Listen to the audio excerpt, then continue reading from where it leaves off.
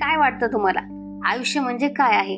सकाळी उठायचं, कामावर किंवा कॉलेजला जायचं, रात्री थकून घरी यायचं, थोडा वेळ रील्स बघायचे आणि झोपून जायचं आणि दुसऱ्या दिवशी पुन्हा तेच.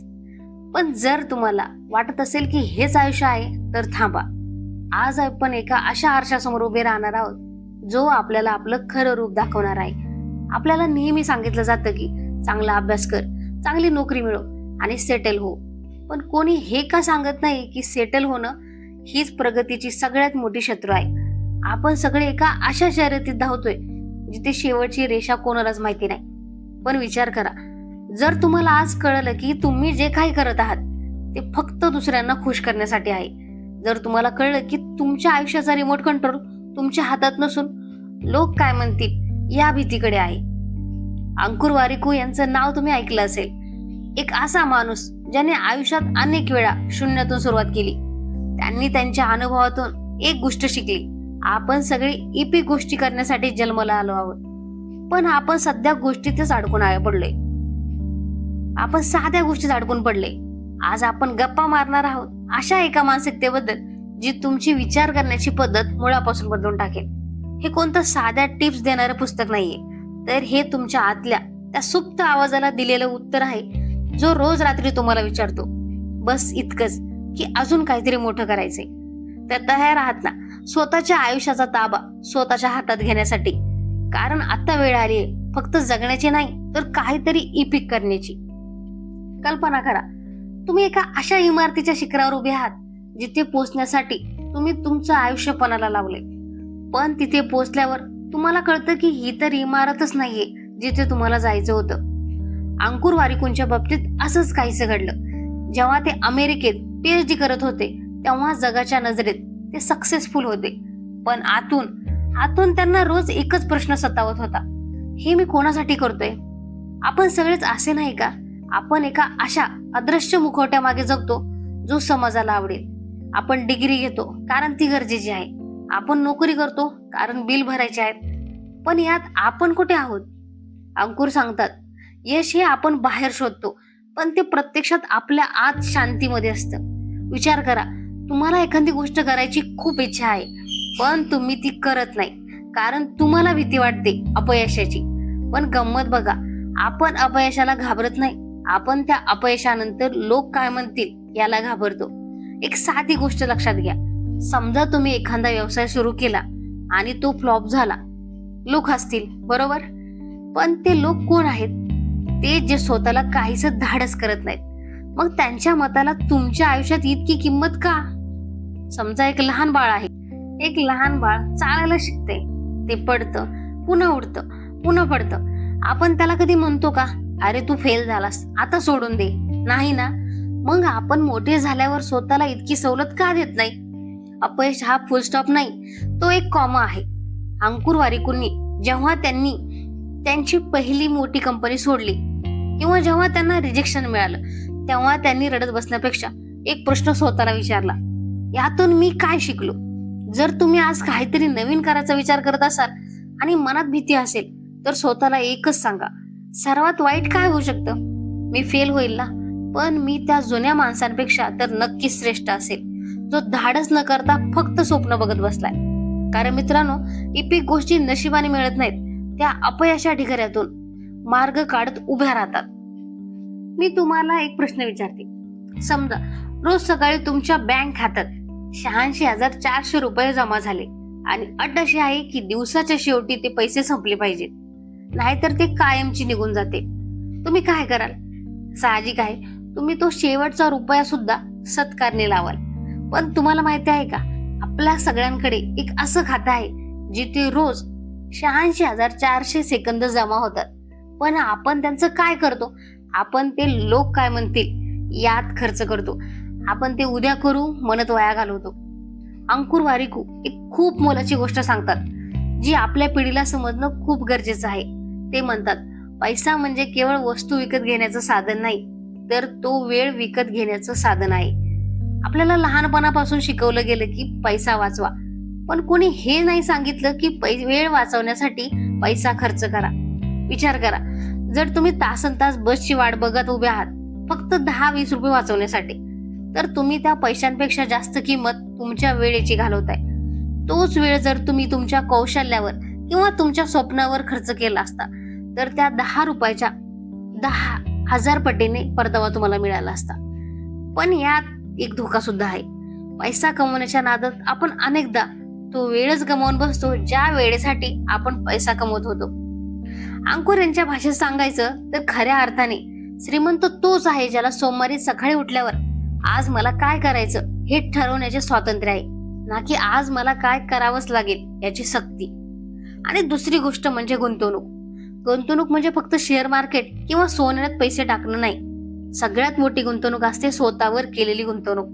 तुम्ही आज जो एखादा नवीन कोर्स करताय, आज तुम्ही हे पुस्तक ऐकताय, ही सुद्धा एक गुंतवणूकच आहे.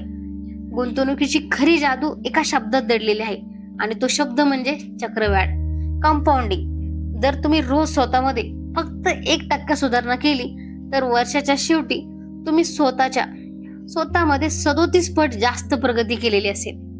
मित्रांनो, पुस्तक तत्वाच्या माध्यमातून मला तुम्हाला हेच सांगायचे की तुमचं पाकिट रिकामं असेल तरी ते भरता येईल, पण जर आयुष्यातील वेळ निघून गेली तर ती जगातील कोणताही पैसा परत आणू शकणार नाही. त्यामुळे आज स्वतःला विचारा, तुम्ही तुमचा वेळ विकत घेताय की विकताय?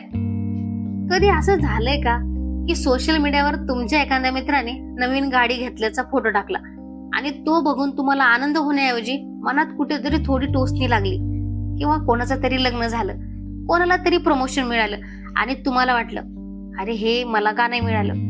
मस्त, हा शब्द ऐकायला वाईट वाटतो, जेलेसी.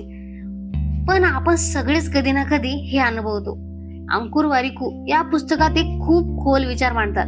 ते म्हणतात, आपण ज्याचा मत्सर करतो प्रत्यक्षात आपल्याला त्या व्यक्तीचा पूर्ण प्रवास माहिती नसतो.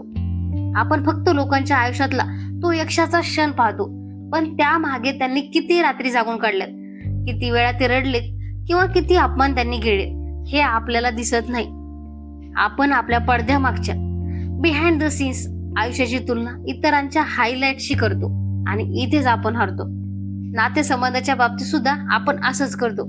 आपण समोरच्या व्यक्तीकडून अपेक्षांचं डोंगर रचतो, पण आपल्याला हे समजत नाही की जो माणूस स्वतःशी खुश नाही तो जगाला कसा खुश ठेवू शकेल. अंकुर सांगतात की सगळ्यात महत्वाचं नातं हे तुमचं स्वतःशी असतं, स्वतःशी असलेलं नातं आहे. जर तुम्ही स्वतःचा आदर करत नसाल, जर तुम्ही स्वतःला वेळ देत नसाल तर जग तुमची किंमत का करेल? आपण अनेकदा लोकांच्या सांगण्यावरून आपले निर्णय घेतो. लोक काय म्हणतील हा जगातील सगळ्यात मोठा रोग आहे. विचार करा, ज्या लोकांच्या मताची आपण भीती बाळगतो त्या लोकांना खरं तर तुमच्या आयुष्यात काय चाललंय यात काडीचाही रस नसतो. ते फक्त 2 मिनिट चर्चा करतील आणि आपल्या कामाला लागतील. त्यामुळे लोक काय म्हणतील ह्या गोष्टीमध्ये अडकून राहू नका. पण मग करायचं काय? अंकुर एक साधी पण प्रभावी टिप देतात. तुमची स्पर्धा फक्त कालच्या तुमच्याशी असू द्या. जर तुम्ही कालपेक्षा आज थोडे जास्त शांत असाल, जर तुम्ही कालपेक्षा आज एखादं पान जास्त वाचलं असेल तर तुम्ही जिंकलात. आयुष्यात कोणालाही हरवण्यासाठी धावू नका, कारण ही शर्यत नाहीये, हा एक प्रवास आहे. आपण या प्रवासात तुमचे सहप्रवासी, तुमचे मित्र, कुटुंब हे तुमचे प्रतिस्पर्धी नसून तुमचे आधारस्तंभ आहेत. मस्तर हा फक्त हेच दाखवतो की तुम्हाला आयुष्यात काय हवंय जे सध्या तुमच्याकडे नाहीये. मग त्या व्यक्तीचा द्वेष करण्यापेक्षा त्या ऊर्जेचा वापर स्वतःला सिद्ध करण्यासाठी का करू नये? लक्षात ठेवा, इपिक होण्यासाठी कोणाला तरी खाली खेचण्याची गरज नसते, तर स्वतःला वर उचलण्याची गरज असते. आपल्या या प्रवासात आज स्वतःला एक वचन द्या की आजपासून मी दुसऱ्याच्या दिव्याकडे बघून स्वतःचा दिवा विझवणार नाही, तर स्वतःचा प्रकाश इतका वाढवेल की अंधाराला जागाच उरणार नाही.